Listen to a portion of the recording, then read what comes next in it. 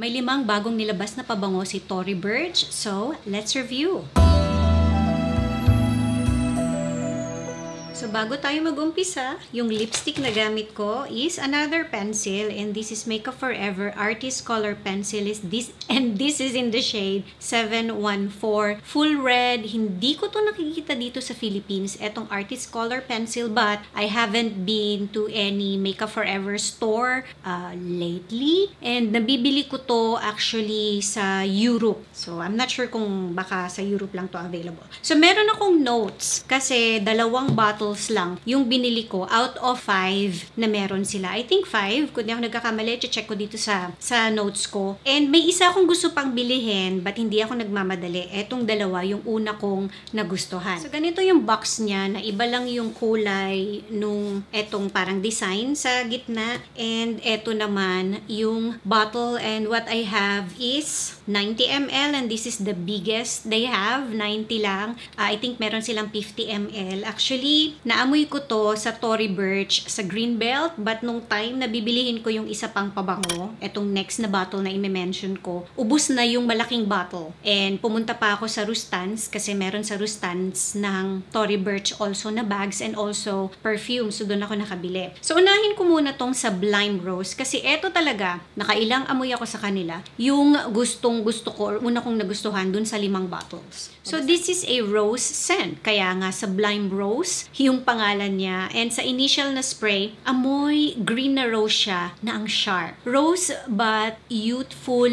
na rose siya. At least sa skin ko and sa nose ko. Yung halo sa kanya ni Blackcurrant, nakakadagdag ng konting pagka parang jammy. Pero hindi siya yung jammy na jammy. Well, at least sa ilong ko today ha. Ang happy nito na rose na perfume. Kung natatakot kayo sa mga rose na perfume, well, not this one kasi medyo masaya siya. So sabi ko nga, ito yung unang nagustuhan ko sa 5 parang new perfumes na nilabas nila. Ang elegant niya na klase ng rose na perfume, but hindi siya yung mature na klase. Sabihin na natin, sorry for the term, matandang rose. Kasi may dating kasi yung rose minsan na parang old lady yung dating. Not on my nose and not on my skin, pero i-test ninyo sa store, i-spray ninyo sa skin ninyo, okay? Hindi siya yung boring na rose perfume, ang elegant niya. And meron siyang dating na Balenciaga Rosa Botanica na pabango, and mahirap na yon hanapin, and I think discontinued na siya. Hindi ako sure guys. Hindi ko na kasi siya nakikita sa stores. Meron akong nag-iisang bottle lang noon nung Rosa Botanica. Bihira ko siyang hilain. Hindi ko na rin sila pagtatabihin. For sure, meron silang konting difference, or may difference, sabihin na natin. Pero ang unang pumasok sa isip ko nung naamoy ko siya, may ganung dating siya. So kung gusto niyo yung pabango na yon and mahirap na siyang hanapin, try itong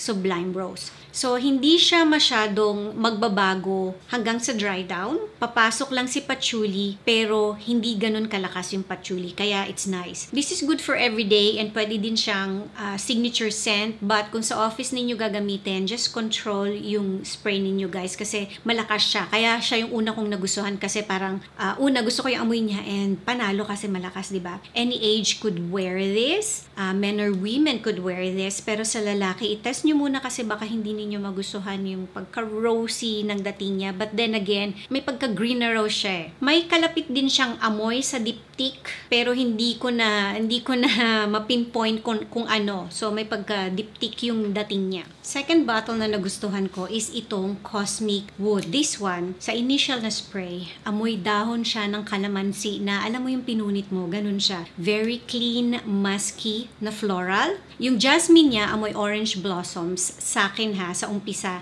Then after few minutes, ayun na, amoy sweet jasmine na siya. A very nice skin scent. This is good for everyday signature scent all year round, and bagay siya sa office, sa school. Parang hindi siya masyadong makaka-offend. Any age could wear this, men and women. But sa men, again, i-test muna kasi baka matamisan kayo sa kanya. Tatamis pa kasi to eventually pag tumagal sa skin. Actually, pag nagtagal siya, yung tamis niya parang sweet floral or parang almost sugared lemon. Pero malinis siya. May something sa kanya na ang linis ng amoy niya. Bagay siya sa mga healthcare professionals kasi hindi siya ganun kalakas and dun sa mga masiselan yung ilong pero gustong magpabango. Yung dry down niya, I don't know why, I'm thinking of luxurious or luxury beach resort. May ganun siyang dating, may ganun siyang amoy. May lumalabas kasi na almost soapy clean na amoy sa dulo. So, Mystic Geranium naman, yung third bottle. And this is green, citrusy, and fresh. Kaamoy niya, si Erin Wild Geranium. At least sa bottle, I don't remember spraying it even sa paper or sa skin ko, no? One of my, sabihin na nating, well-complemented na pabango, si Wild Geranium from Erin. And dahil magkaamoy sila, although gusto ko rin siya, hindi ko na muna siya binili. Siguro, one of these days, I like geranium na pabango actually, or note, sabihin na natin, gusto ko siya sa skin ko. Kasi ang ganda ng pagka-citrusy and green niya. But for now, dahil nga may kaamoy na siya, na pabango na meron na ako, nag-pass muna ako sa kanya. So, next one is Electric Sky. Ito, gusto ko rin to. Ito, baka bilihin ko to in the future. This one is parang aquatic, ozonic, na may naaamoy ako sa kanyang salty notes nung inaamoy ko siya sa bottle. Sabi ko nga, gusto ko siya, pero no rush kasi kailangan ko siyang itest sa skin. Baka kasi yung aquatic or yung ozonic na note niya, baka maging too masculine siya sa skin ko kasi medyo may naaamoy ako sa kanyang pagka-masculine ng konti. So, yung mga lalaki na gustong i-try etong Tory Burch na mga pabango, I recommend unahin nyo tong Electric Sky.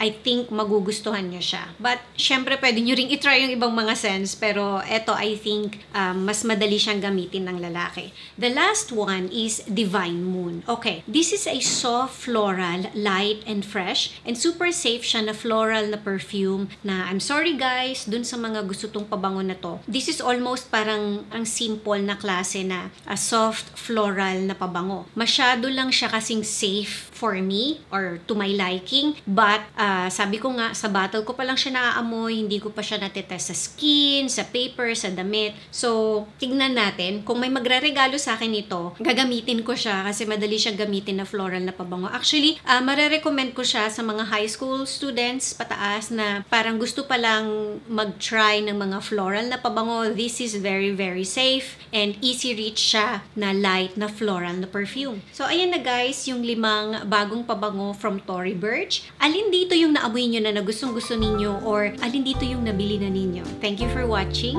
and see you on my next video. Bye!